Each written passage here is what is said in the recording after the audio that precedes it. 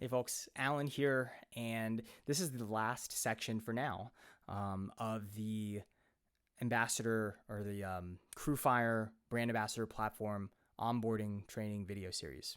That's the official working title, by the way.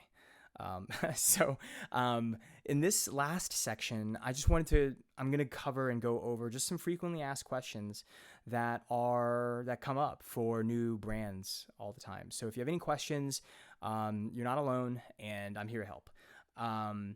As always, you can feel free to reach out to me. My email, you can get me at support@crewfire.com. If it becomes a frequently asked question, what I'll probably do is publish it in a video and share it to this course.